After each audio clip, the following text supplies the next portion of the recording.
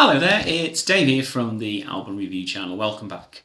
Now, this time we're going to start going through an album. We're going to do it track by track, and this time we're looking at the debut album from Roxy Music, called Roxy Music, released on the 16th of June 1972 on Island Records.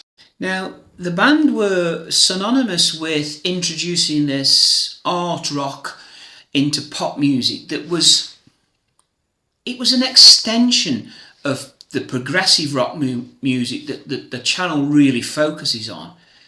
But Roxy Music brought it to a different level and introduced songs and images and styles that perhaps we'd not seen up until this point.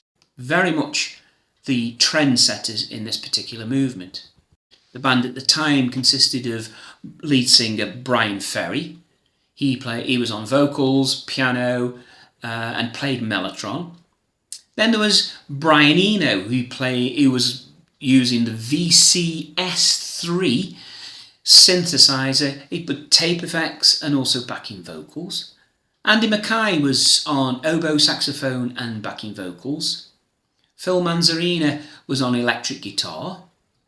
Paul Thompson played the drums, and Graham Simpson was on bass guitar. The first track that we're going to have a look at is called Remake, Remodel. Starts the album off. Let's get straight into it. The dream home a heartache. Now here's something from the first Roxy Music album, Remake, Remodel.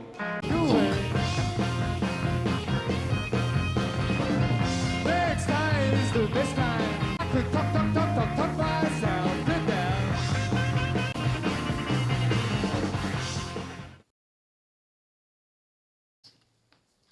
How different was that? Now, for those that have never seen Roxy Music before or even heard of them, they are probably going, Dave, what the heck was that?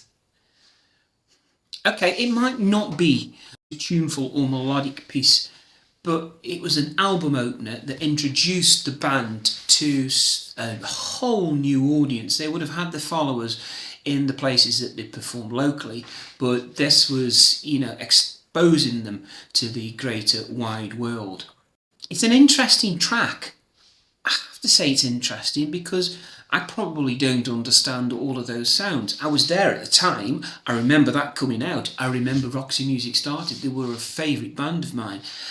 I probably haven't dug deep back to the very, very start. So if you imagine that this is the start of a Roxy Music dynasty in any shape or form, that's the starting point. That's what they did. That's how they looked. That's how they sounded. That's how they performed.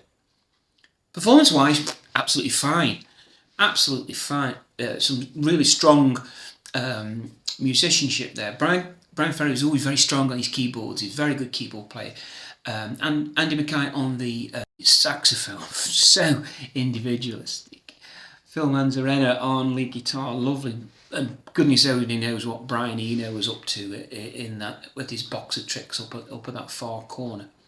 But it worked. It was an introduction to a new type of sound that we weren't used to. And as an opening track, I rather liked it. It probably is an acquired taste, but there are other tracks on the album that we will discover as we go through this that give a whole different dimension. Look, hope you've enjoyed this today. We'll come back and do some more tracks over the coming days, but this is our starting point. I'll leave it here at the moment, and I'll see you next time on the Album Review channel. Bye for now.